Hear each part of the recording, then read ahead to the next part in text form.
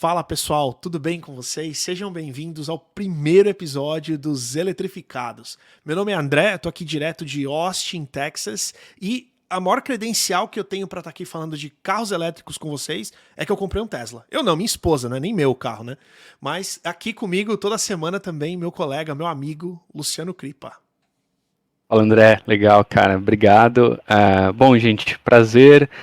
Esse daqui é a primeira versão do nosso podcast Eletrificados. Como o André falou, a gente decidiu colocar esse podcast junto para poder falar com vocês um pouquinho das tendências do que está acontecendo aqui nos Estados Unidos. Eu, assim como o André, moro nos Estados Unidos há quase 10 anos. Então a gente vem tendo acesso a algumas coisas que estão acontecendo aqui no mercado e a gente decidiu por que não compartilhar essa experiência com vocês, né? Diferente do André, eu ainda não sou proprietário de um Tesla, mas serei em breve. Mas já Então já pagou, né? coloquei Já o pagou. pedido. Não paguei, ainda não paguei.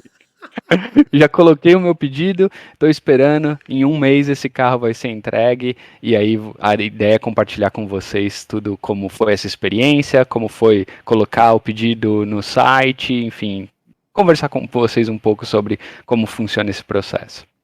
Pois é, e assim, eu acho que tanto eu quanto o Luciano, a gente foi mordido aí pelo. A gente tomou um choque do Elon Musk, né, basicamente. Mas o Luciano colocou bem, acho que a nossa ideia para esse primeiro episódio é falar um pouquinho desse processo de compra, mas eu acho que tem um evento, Luciano, que vai ser o ápice, assim, cara, que a gente quer chegar lá. Tanto eu quanto o Luciano, a gente tem pedidos pro Cybertruck, né, a picape da Tesla, que vai sair, sei lá, tava para sair esse ano, vai sair agora tá pro ano que vem, né? Então, a gente queria começar a construir esse conteúdo agora, começar a compartilhar essas informações com vocês, para chegar nesse ápice, pra gente, pelo menos, né? Quando a gente estiver com a mão nesse Cybertruck aí, que esse sim vai ser tanto em design, né, quanto em performance e uma série de outras coisas, vai ser uma grande disrupção aí da indústria. Mas enfim, então, como bem disse o Luciano, nós estamos aqui em Austin, a cidade da fábrica, né? A Tesla está construindo uma fábrica aqui. Então, essa fábrica está sendo muito esperada, não só para aumentar o poder produtivo dos caras, mas para trazer uma série de outros produtos aí pro mercado. Então, acho que também vai ser legal o que a gente puder compartilhar de informação disso. A gente vai compartilhar, mas eu acho que a ideia, né, Luciano, não é falar só de Tesla. Né? É falar do mercado de carros elétricos como um todo. Porque quando eu estava comprando um outro carro alguns meses atrás, o Luciano me falou assim, cara, compra elétrico, porque daqui a pouco o carro a gasolina vai perder valor. Eu falei, não, cala a boca, cala a boca. Enfim, a gente ficou num debate, né? E aí eu comecei a ver umas notícias que, por exemplo, na Inglaterra, a partir de 2030, você não vai poder vender novos carros 100% a combustão. Né? Você vai poder ter carro híbrido, carro elétrico, mas combustão não pode. Eu falei, puta, o Luciano tava certo, cara. 2030 tá aí, nós estamos em 2021, né? Então daí pra frente, eu acho que eu passei a dar a razão pra ele. E, enfim, estamos aqui, né, para trazer esse conteúdo pra vocês. Né? Acho que a gente teve essa conversa e acho que assim como eu e o André, né, muitos de vocês devem estar nesse processo. Se você está pensando em comprar um carro agora, muito provavelmente você está considerando isso ou tem ouvido falar muito mais sobre o assunto. Então, a minha experiência, né, veio justamente de passar pelo mesmo processo que o André está passando. Eu estava pensando em trocar meu carro, pensando em comprar um carro um pouco maior. A gente estava para ter filho, eu e minha esposa, a gente estava para ter um filho, estava se preparando para esse momento. E aí, então, a gente decidiu considerar algumas marcas de carro. E aí, indo visitar algumas delas, me veio isso à cabeça, né? No final das contas, assim, um carro, por mais que a gente seja entusiasta, né, no sentido do elétrico e tudo mais, um carro é uma compra que você faz para ficar algum tempo com ele. Né? E aí pensando nesse médio e longo prazo, né, o que é médio e longo prazo para mim? Para mim, 3 anos é um espaço de tempo bom para trocar um carro, né, para ficar com um carro zero, do momento que o carro é zero até você decidir trocar. 5 anos é factível. Então, assim, se for um carro que eu esteja usando e que não tenha dado problema, ou tenha baixa milhagem, por que não manter ele um pouco mais, né? Então, para mim, a linha de raciocínio foi justamente nesse sentido, né? Poxa, onde é que vai estar o mundo 5 anos daqui para frente? né?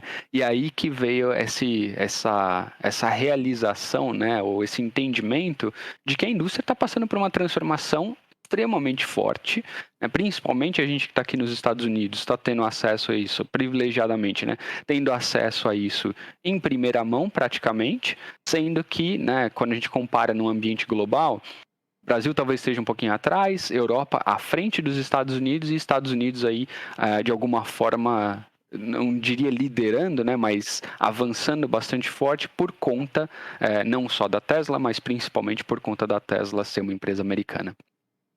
Então esse foi o motivo, daí que a gente teve a nossa discussão e a partir daí a gente começou a pensar um pouco mais nesse caminho de nos converter ou converter esses carros que a gente pensa em comprar para um ambiente elétrico. Para trazer um pouco desse conteúdo aí para você que tá ouvindo, que tá assistindo, a gente pensou um pouco nesse modelo que vocês estão vendo aqui. Então, esse é o podcast. Se você tá ouvindo a gente pelo Spotify, por qualquer uma das plataformas de podcast, a gente vai sempre trazer esse conteúdo de maneira acessível somente por áudio.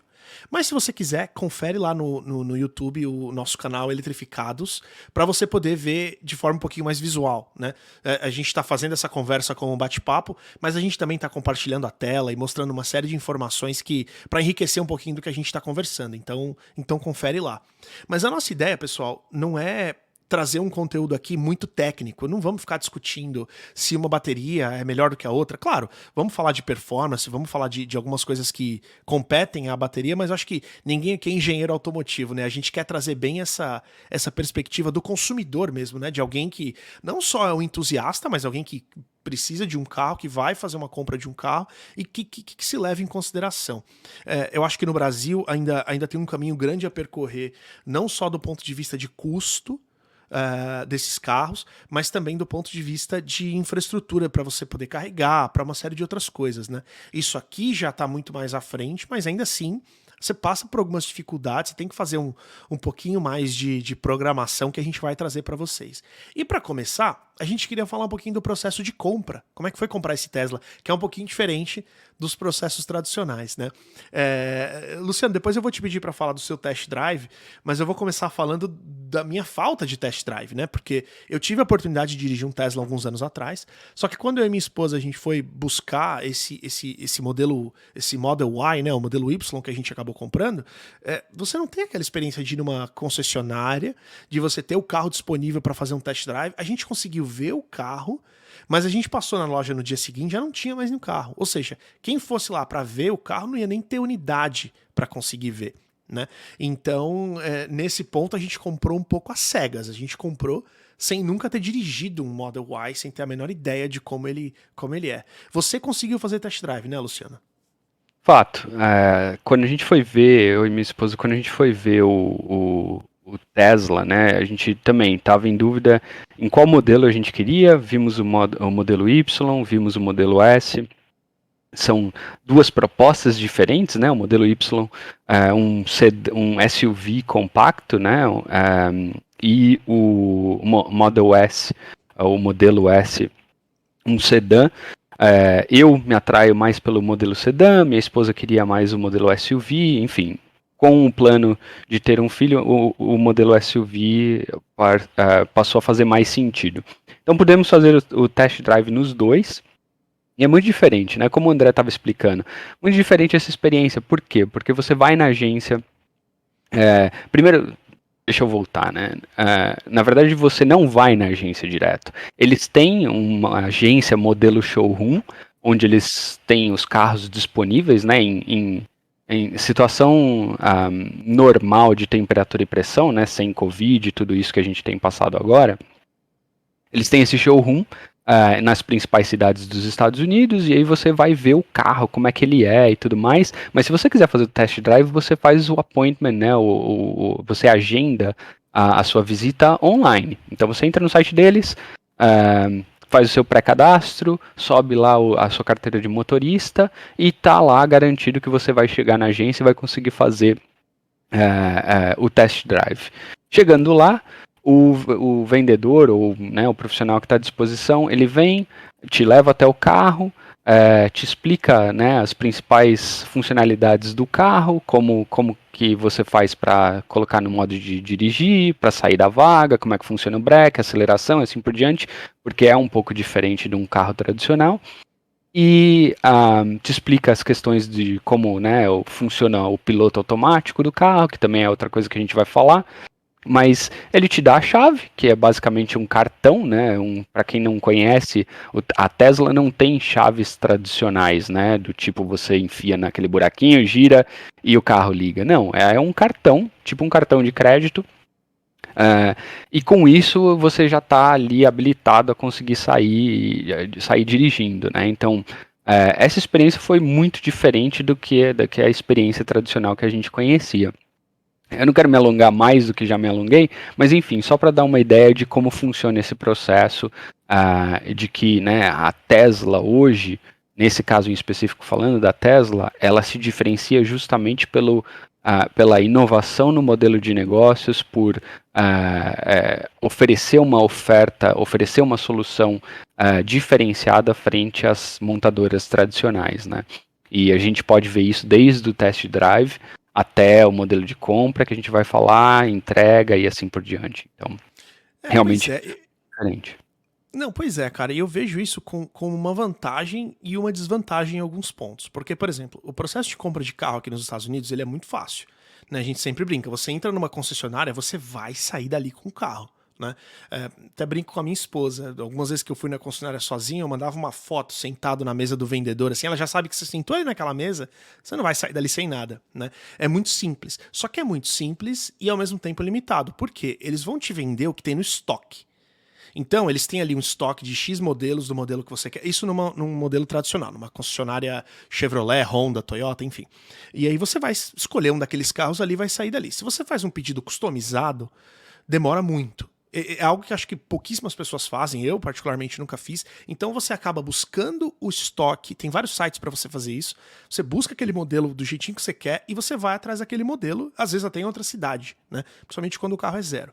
Ó, No caso da Tesla, né, a gente começou por aqui. Eu vou mudar aqui a tela.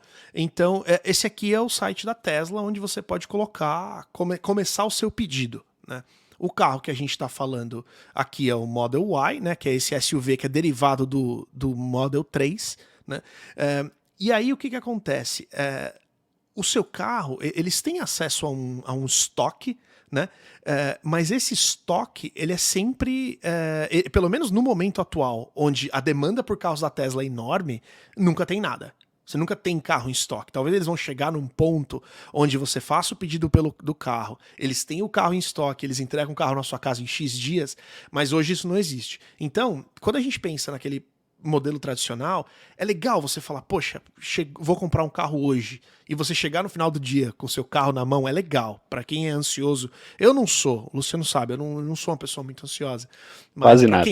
para quem é, né, é muito legal. Mas aqui na Tesla você acaba, pelo menos na realidade atual, sempre fazendo uma ordem, um pedido customizado, né? Ah, Então, o que a gente fez? A gente entrou aqui no site, naquela época a gente comprou com um mês de diferença. Então, assim, o carro do Luciano deve estar para chegar.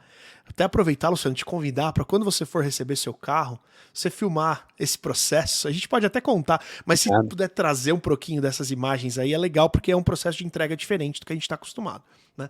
Mas Quatro. quando a gente comprou essa entrega, no nosso caso aqui, estava para de 7 a 12 semanas, uma coisa assim. O seu era mais ou menos isso, né, Luciano? Acho que era isso também. Ele falava de 4 a 12 semanas o prazo, mas a gente já sabia que 4 era assim, impossível de conseguir pegar o carro em 4 semanas, né? Mas 4 a 12 era o prazo que eu acho que ele dava no site quando a gente fez a reserva. Uhum.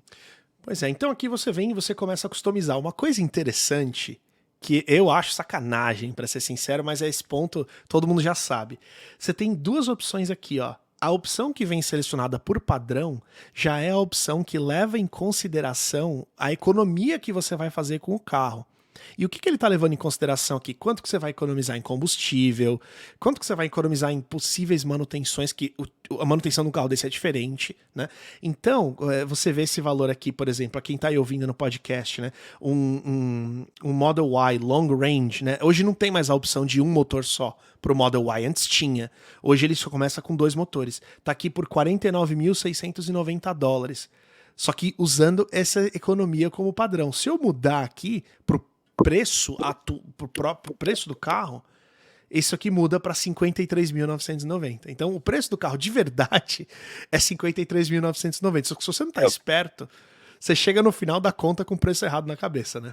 É o que sai do banco, exato. Esse daí, o purchase price, né, o preço de compra, que para quem tá vendo por vídeo consegue ver a tela do André, esse é o preço real que você vai pagar pelo carro, né? E, enfim, seja à vista ou seja financiado, esse é o preço de fato que você vai pagar pelo carro. Só para adicionar uma coisa, André, de algo que você estava comentando, né, sobre o modelo de negócios da Tesla, acho que é importante o pessoal entender essa diferenciação, né? Geralmente, né, no mercado tradicional de montadoras, o que acontece é, as montadoras elas têm as suas fábricas, elas desenvolvem os carros e tem uma cadeia gigante de distribuidoras, né, de agências que fazem a compra daquele carro direto da montadora. Então funciona assim, a montadora vai, produz vamos dizer, milhões de carros. Esses carros são revendidos para as agências e as agências revendem ele, por sua vez, para o consumidor final. A Tesla tem um modelo diferenciado de negócio, né? Então ela não tem essa rede de agências, né, terceiras para recomprar o carro dela. Então, na verdade, ela funciona mais ou menos assim. Você pôs o pedido aqui no site, é aí então que a Tesla vai começar a fabricar o seu carro. Então, é um modelo bem diferente do tradicional. Enfim, só queria traçar esse paralelo para o pessoal entender um pouco melhor como é que funciona, né? E a diferença de uma montadora tradicional para, nesse caso, a Tesla. E aí vem um ponto interessante, que é uma particularidade dos Estados Unidos, eu imagino. Mas, talvez não, porque eu sei que no Brasil também tem impostos que variam de estado para estado. Mas o que acontece? Nesse modelo da Tesla, como o Luciano falou, a venda é feita direto para o consumidor, né? Então, o que acontece? Quando a gente comprou esse carro, a gente comprou esse carro da Tesla na Califórnia, né? Eu e minha esposa, a gente está no Texas. Quando a gente estava aqui, eu estava conversando com o Luciano sobre o carro, ele falou assim, e você já pagou os taxes, né, o imposto pela venda do carro? Eu falei, o quê? Não, você sabe, né? A Tesla não recolhe como todo... porque ao mesmo tempo eu também estava comprando um carro para mim, né? Eu tava trocando meu carro. O meu não é elétrico, o meu particular ele é um carro tradicional. Minha esposa que tem um elétrico. E ele falou, não, a Tesla não faz isso que as outras fazem. Você precisa pagar separado. Ou seja, depois de comprar o carro, talvez por desinformação nossa, mas você ainda tem, além de todo esse valor que a gente tá vendo aqui no site, ainda teve mais um cheque aí de uns $4.000 para aí sim pagar o equivalente ao nosso licenciamento do carro, as placas e os impostos pela venda, né? Então teve essa pequena surpresa aí, mas acho que talvez seja desinformação nossa, né? Mas enfim, é uma outra coisa diferente. Quando você faz isso no modelo tradicional, a concessionária faz absolutamente tudo e em alguns estados você já sai de lá com a placa do carro. A primeira vez que eu fiz isso foi no estado de Nova York. Eu comprei o carro, aí tava lá terminando de fazer as coisas com o vendedor, ele abre uma gaveta com um bolo de placa, tira a placa e pronto, aquela ali é a placa do meu carro a partir de agora. Então, e você tem a possibilidade de trocar de carro e permanecer com a mesma placa, né? Então, enfim, essa foi uma surpresinha boa que a gente teve aí, graças ao Luciano. Se o Luciano não tivesse me falado, eu nunca saberia. Esse problema não ia acontecer. Mas já seria parado pela polícia na rodovia e teria o carro apreendido por não ter pago os impostos de compra. Mas, enfim, realmente tem essas diferenças, né? Então, acho que a gente pode entrar nesses detalhes um pouco mais para frente, mas o fato é, você fazer essa migração para um carro elétrico hoje nos Estados Unidos, né, e falando especificamente do mercado aqui, não é uma migração barata. Né? Então, assim, primeiro vocês podem ver pelo preço do carro, né? É um carro de valor intermediário, onde né, uma pequena parcela da população tem acesso a poder comprar um carro como esse, né? Enfim, apesar dos esforços da Tesla em diminuir, né, em tentar trazer o preço de um carro desse, de um carro elétrico, a valores mais acessíveis, ainda assim é um carro, né, que sai, pelo menos, diria, o dobro de um carro de entrada, um carro a combustão de entrada. Então, se a gente não comparar, né, esquecendo o modelo Y, se a gente pensar no modelo 3, que é o modelo de entrada da Tesla, o modelo 3 é um carro de, se eu não me engano, hoje US$ 35.000, ou o preço inicial do modelo 3, André, se você conseguir Vamos ver mostrar aí aqui. na tela para o pessoal. É, É um 35 mil carro dólares com as economias deles lá, né? Com os savings. sem as economias, quanto é que tá? Tá, Dá 39. 40. Então, 39.990, né? Para ser mais exato, US$ 40.000. Isso sem os impostos que o André estava comentando, né? Então, assim, basicamente, depois que você adiciona ali modificação de cor do carro, né? Que tem 3 ou 4 opções no site da Tesla, ou modificação de, sabe, adicionar o engate no carro, ou modificar a roda, que são geralmente ali as modificações padrões no site da Tesla, você acaba terminando com um carro de entrada deles próximo dos US$ 50.000. Uhum. Não, e Né? como referência, né? Quem tá vendo no YouTube tá podendo ver aqui na minha tela, mas eu abri o site da Toyota aqui dos Estados Unidos pra gente poder fazer uma comparação rápida, né? Eu abri aqui a página de SUVs, então quando a gente pensa num Toyota RAV4 híbrido, né? Eles não têm carro 100% elétrico. Quer dizer, tem um Prius que é elétrico, né? Mas enfim, vamos pensar na RAV4 como um carro híbrido. Ela começa em 28.800, né? Que também é um SUV. Então, comparando a RAV4 com o modelo Y, Uhum. realmente é um carro de preço muito mais elevado, né?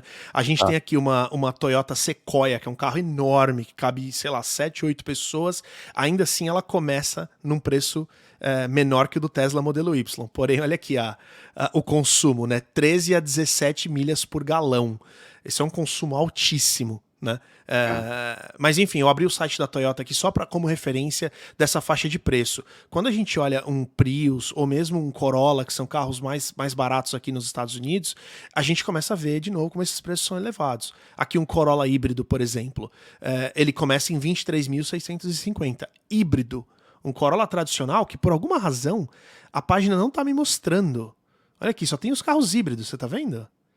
Eu não tô vendo nenhum carro que não seja híbrido aqui, ó. Será que eles não têm mais, cara? Não é possível. Fala aí, Não, ó. tem Não, sim, ó. Um ali, ó, Corolla Corolla. hatchback aqui. E Tá aqui antes um. do híbrido também, né? US$ 20.000. Pois é. Pois é, então aqui na tela tá mostrando um pouquinho mais, mas isso é para ter uma ideia. Se você pensar num carro como um meio de transporte, cara, esses carros começam em valores bem elevados, né?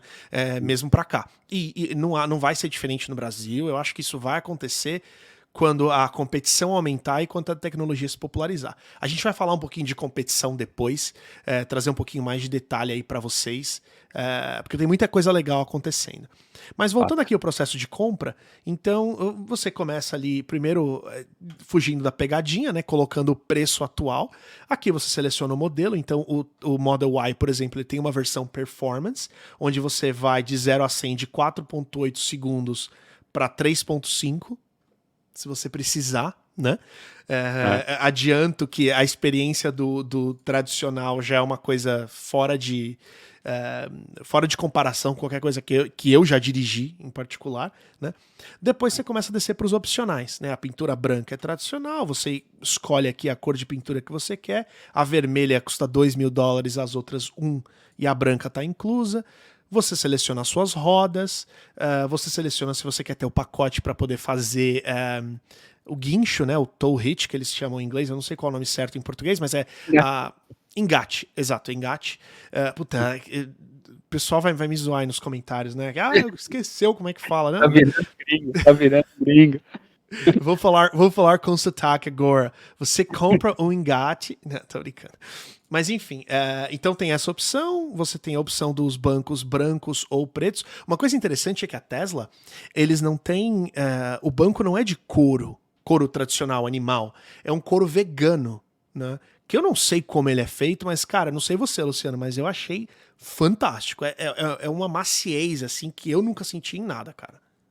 De fato, assim, acho que aí falando, né, um pouquinho das diferenças do carro que o André tem para o carro que eu encomendei, né? Por exemplo, ele foi com couro branco, eu fui com couro preto, né?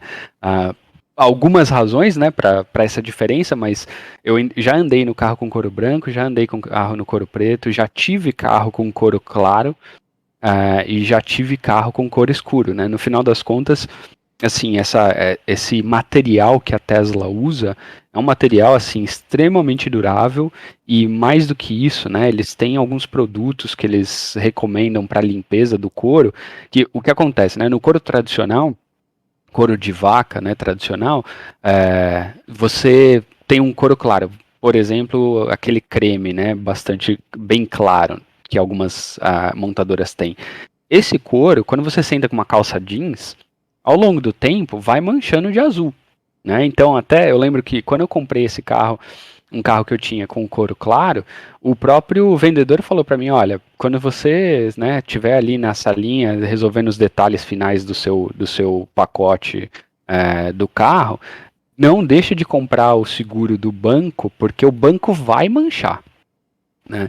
E uma vez manchado, assim, são poucos os produtos que você consegue usar para realmente limpar ele de vez. No caso da Tesla, não quero me alongar de novo, mas no caso da Tesla, já ouvi várias reviews do pessoal, né, que tem couro branco, mostrando como é que limpa, que sai tudo, que fica zerado.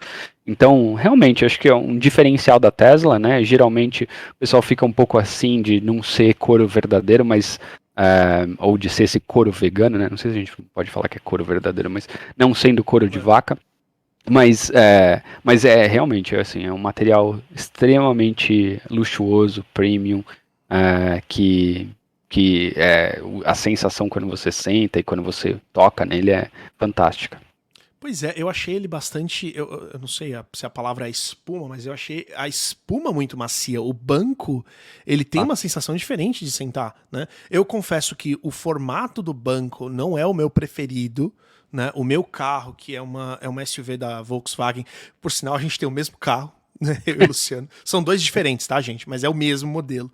É um ano diferente. Ele é um carro, ele tem um banco maior, ele é uma SUV maior, né? E eu confesso que eu gosto mais do banco dele, apesar do banco do Tesla ser muito mais macio e ter a sensação de você passar a mão naquele couro é algo que eu particularmente nunca senti. Então achei realmente fantástico. Vale lembrar que a Tesla ela tem essa pegada esportiva, né? Então, independente do carro que você escolha, se é o Model 3 ou o Model Y ou, né, o Model S e assim por diante, independente do carro que for, se eu não me engano, até os bancos são iguais. Porque eles têm uma pegada esportiva, então o design do banco, né, toda a costura e assim por diante vai ser O formato, né? Aquele formato lateral de te segurar no banco, né? exatamente. Assim, para quem traçar um paralelo, né, óbvio, né? Quem aí é entendedor de banco, os PhDs de banco que estão assistindo o nosso YouTube vão me crucificar, mas se você parar para pensar, né, lá atrás, quando se falava de banco esportivo, falava de banco recaro. Né? Não, acho que ainda hoje fala, hein? Ainda hoje, né? Tem Hoje eu cadeirinha de conheço criança recaro, cara. verdade, mas exato. Mas lá atrás, pra mim era referência, né? Antes mesmo de eu ter o meu primeiro carro, eu sempre ouvia falar, não, porque aquele ali, o carro daquele cara, o carro daquela pessoa tem um banco recaro. E aí, pra mim, o que ficou na imagem, né, além de ser um carro esportivo, era o formato do banco, né, com aquelas laterais que te suportam o seu tronco, o encosto de cabeça um pouco mais elevado. Então, se você tem esse desenho na cabeça, é exatamente o desenho de um banco da Tesla, né, muito mais esportivo.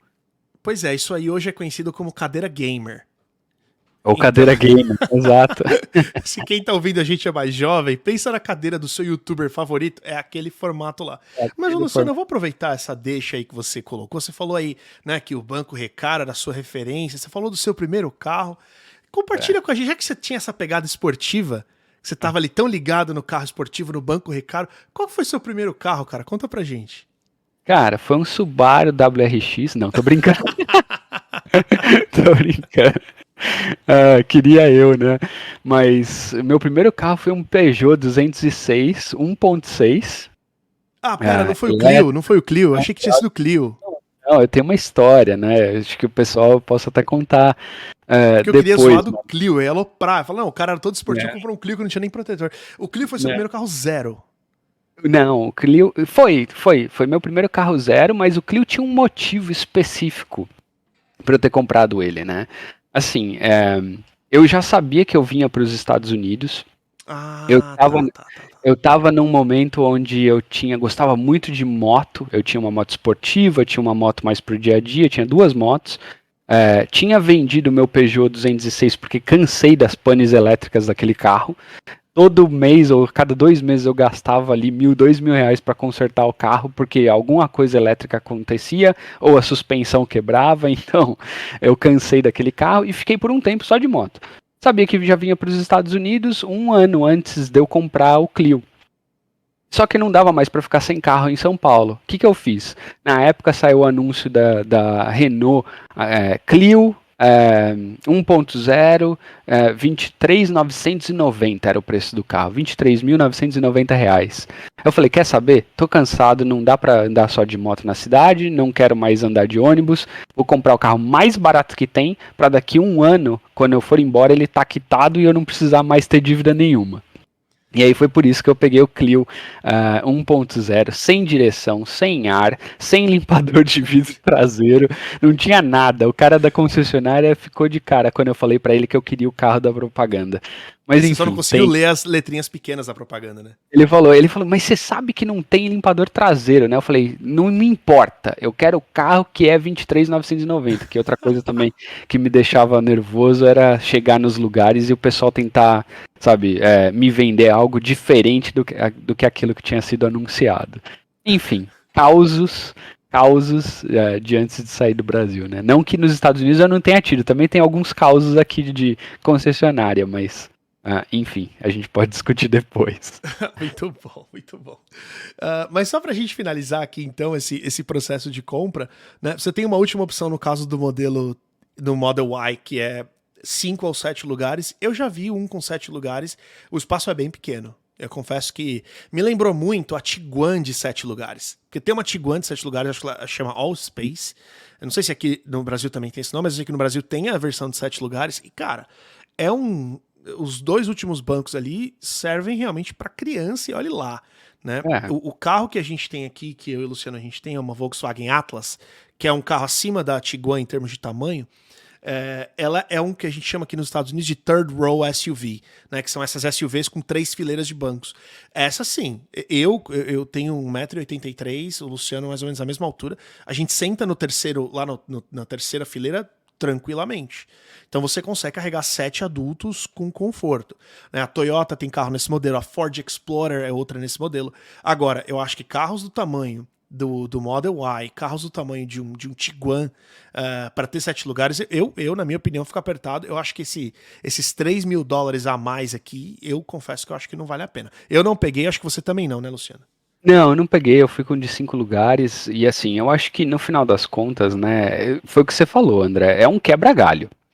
Né, então, você vai com um carro de 7 lugares, fazer uma viagem. Eu sentei quando eu fui fazer o test drive, né? Eu peguei o de 7 lugares, sentei na última fileira para ver como é que era. É realmente muito apertado. Acho que, assim, é para usar dentro da cidade, em último caso você precise se locomover com tanta gente assim. Para adulto, atrás, não dá para fazer uma viagem confortavelmente. Né? Criança, claro, né? Criança, primeiro que tá tudo sempre muito bem, mas segundo que o espaço que eles precisam é menor, né?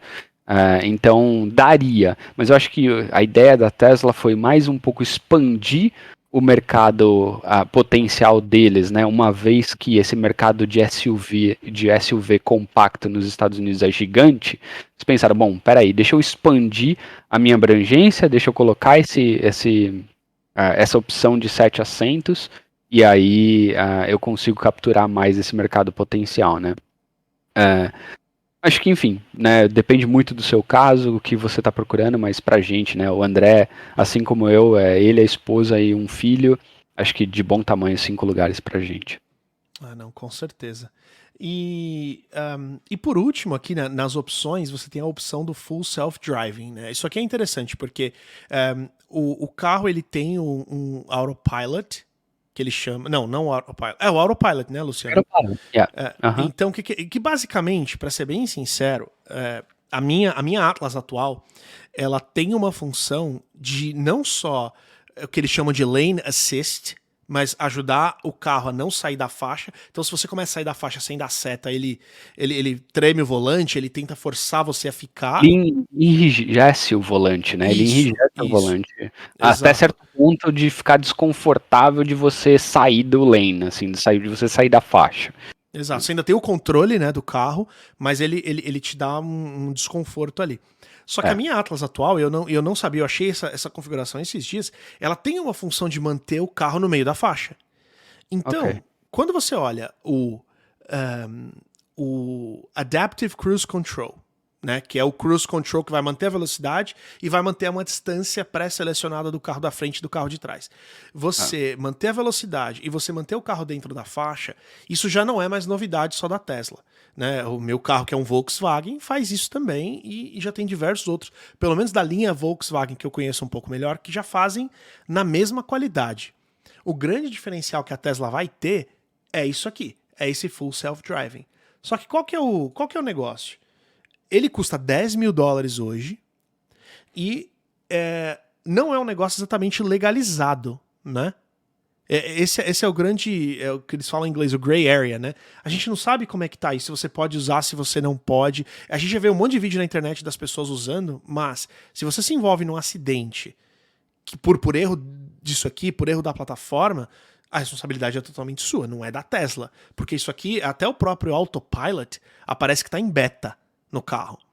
Então você meio que assume essa responsabilidade. Então, eu optei por não pagar esses US$ 10.000 agora, né? Eu acho que o Luciano também. hum, Até porque você tem a possibilidade. É um software isso daí, né? é. Então, eu imagino que dê pra comprar isso depois, né? Sim, com certeza. E eu acho que teve uma discussão que eu tive com o André, né? Antes, quando a gente estava falando ainda da ideia de fazer esse podcast e tudo mais, né? Que é a motivação pessoal de cada indivíduo quando faz essa decisão, quando toma essa decisão de ir para o mercado de carros elétricos, né? E a gente estava conversando e eu compartilhei com ele um pouco a minha experiência, que foi assim, ter um carro elétrico é legal? Claro que é legal, né? Eu acho que, assim, primeiro que quando você fala de eficiência, né? E de novo, voltando ao que o André falou na introdução dele, eu não sou nenhum engenheiro, né, nem o André, muito menos. A gente não tem o conhecimento técnico aprofundado de motores e como é que funciona a eficiência e tudo mais, mas você sente, né, primeiro assim, dirigindo, você sente que o motor ele é muito mais responsivo. Né, ele te dá esse feedback imediato. Você pisou no acelerador, ele vai. Para mim, o que me atrai na Tesla mais, e o que me fez, né, buscar um Tesla mais do que qualquer outra opção disponível no mercado, também elétrica, é o fato dessa promessa deles de serem é, o pioneiro, né, a pioneira, a empresa pioneira em capacidade do carro se autodirigir.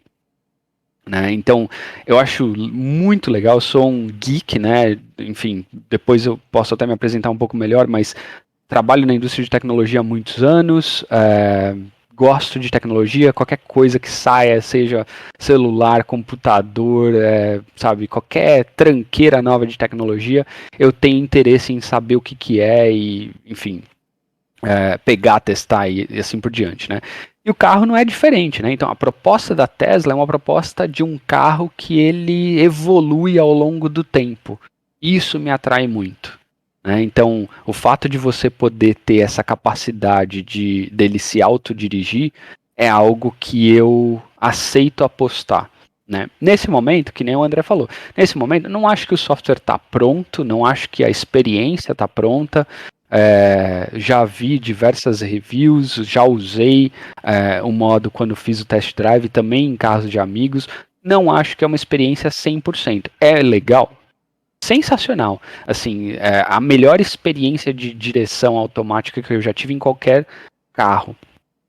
Mas $10.000, né? $10.000 é $10.000 aqui e na China. Então, não acho que, sabe, quero pôr meu dinheiro aí ainda para a Tesla conseguir desenvolver o software deles. Quando estiver pronto, certeza que eu vou incluir no meu carro, ou quando estiver mais avançado do que está hoje. Mas hoje, falando por hoje, acho que não. Mas é essa promessa que me faz ser um cliente Tesla.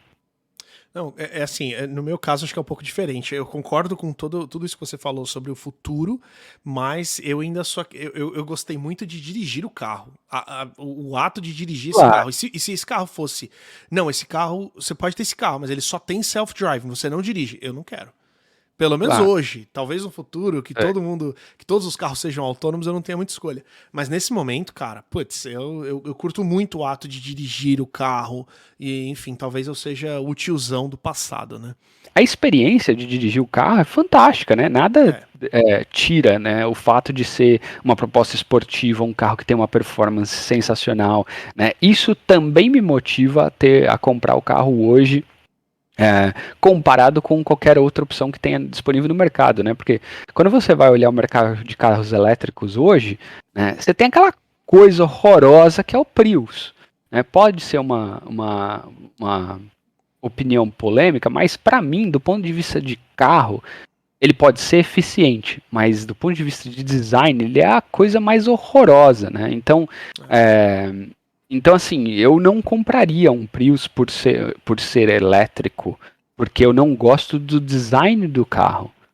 Tesla é diferente, além de ter um design sensacional, minimalista, é um carro que tem uma performance excelente e vem com esse pacote adicional que é essa promessa que eu tô falando, né? Então assim, all things considered, né? Tudo dentro do pacote aí, a Tesla é realmente a melhor opção hoje, pelo menos no meu ponto de vista.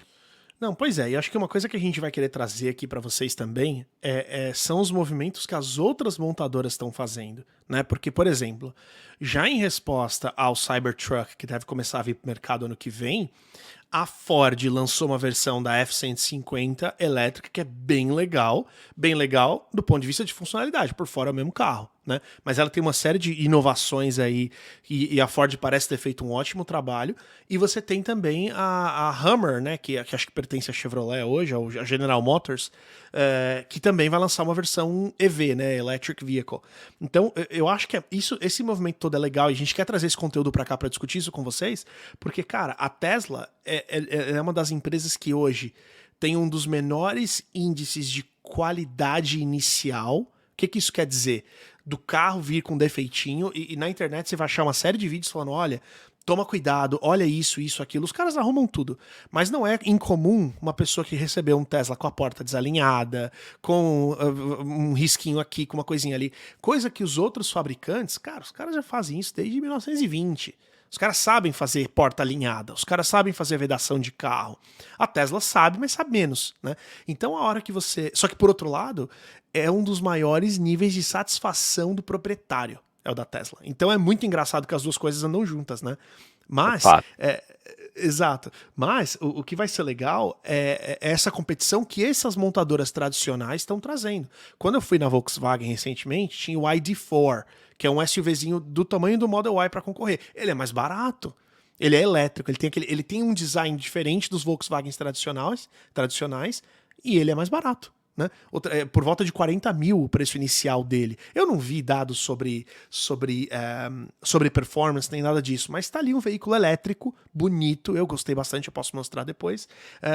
Mas enfim, eu acho que essa entrada dos fabricantes tradicionais nesse mercado elétrico, que hoje a Tesla vinha nadando de braçada até então, eu acho que vai ser muito bom para o segmento, além de outras empresas que já nasceram elétricas, que a gente vai compartilhar com vocês também. Tem umas outras marcas muito legais que estão vindo aí para o mercado aqui. Mas para a Exato. gente finalizar, vai lá, Luciano, vai lá. Eu ia só adicionar, né? Você comentou da F-150, né? Para contextualizar para o pessoal que está nos ouvindo, a F-150, que também tem no Brasil, né? É o carro mais vendido dos Estados Unidos. Ponto.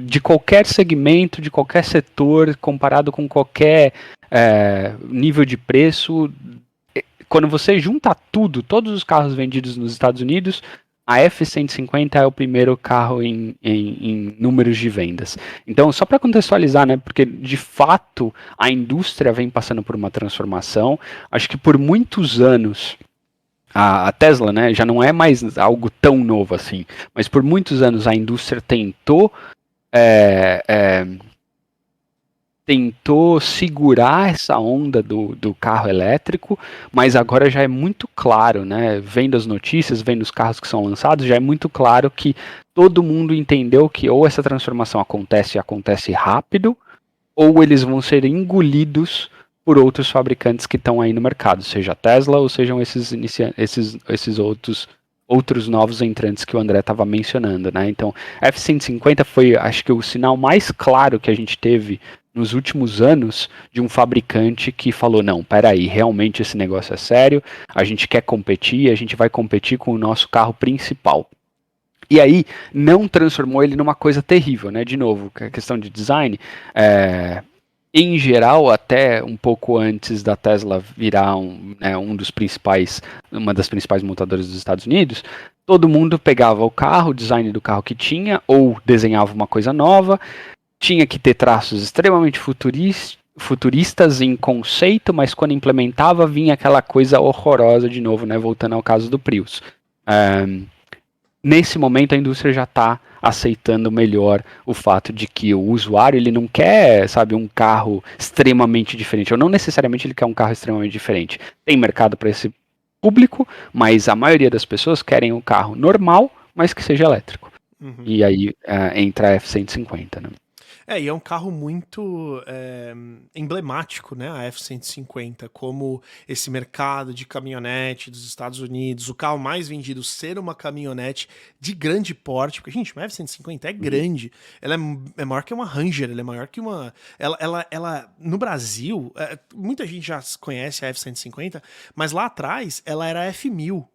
No tempo que a F1000 foi lançada no Brasil, ela era o mesmo modelo da F150, depois a Ford parou de oficialmente levar a F150 para o Brasil como a F1000, mas hoje você tem várias aí por importação direta. E o carro é um monstro, o carro é enorme, né?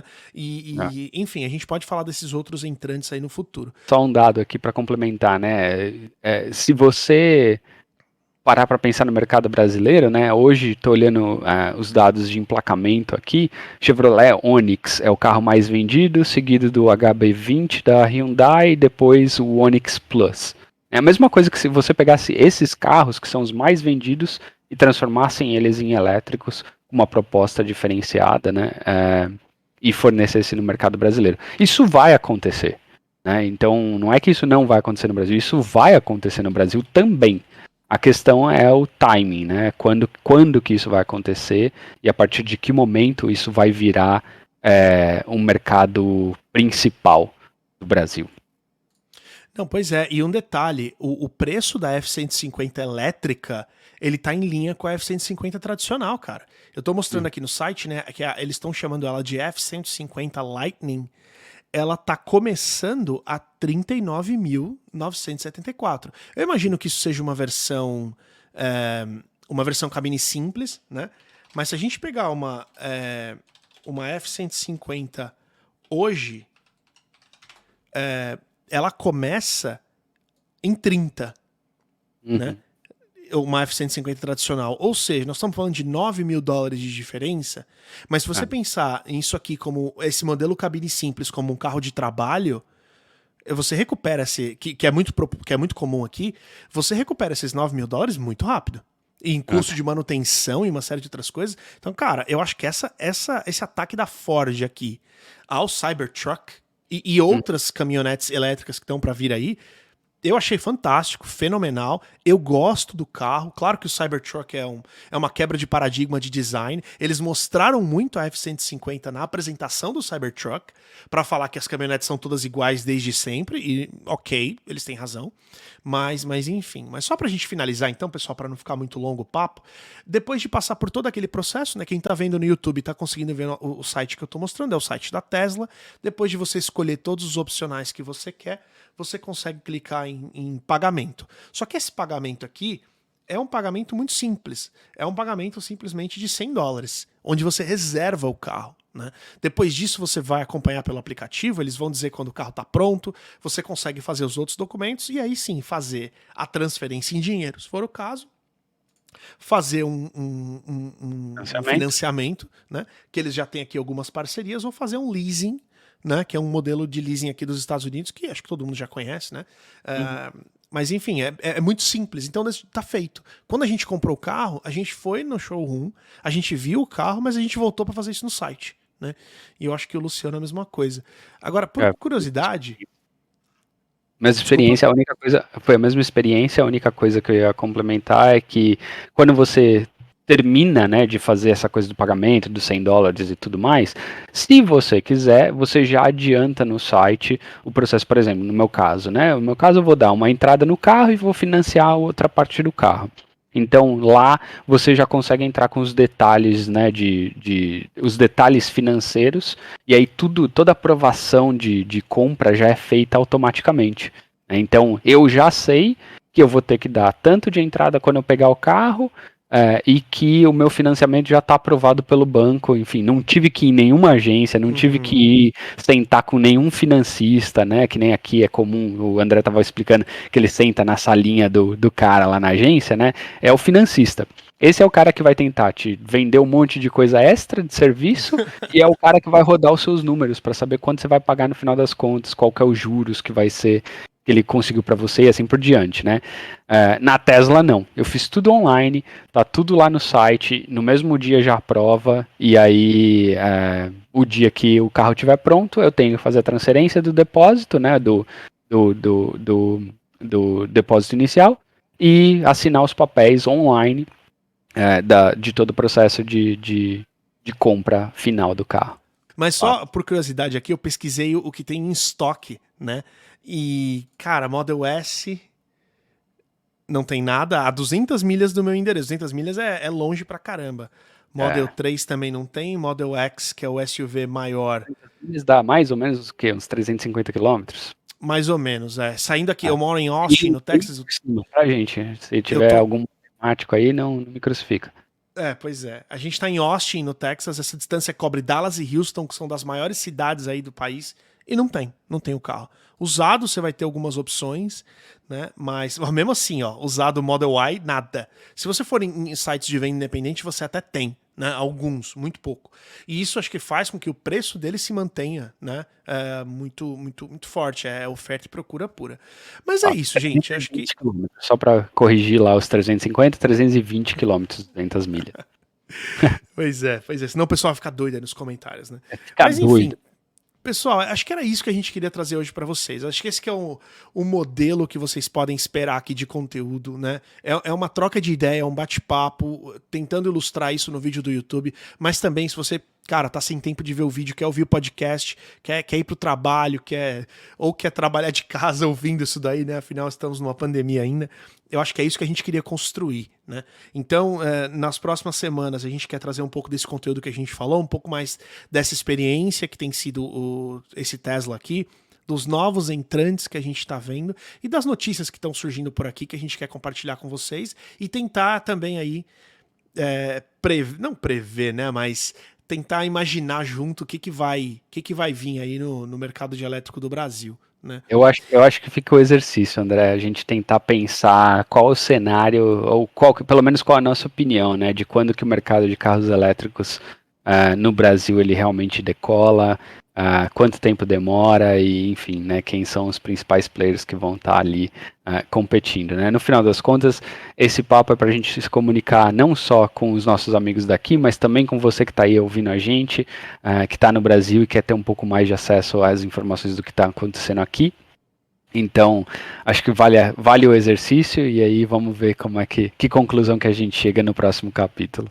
Com certeza. Então não deixa de se inscrever no canal para não perder os próximos vídeos. Se você está ouvindo o podcast, não deixa de seguir ali para poder receber os próximos episódios, né? Tem algum comentário, uma observação, pergunta, sugestão de episódio, vai lá no YouTube, no canal Eletrificados, comenta ali no post que a gente vai responder, a gente vai estar de olho ali trazendo conteúdo sempre aqui para vocês. Legal?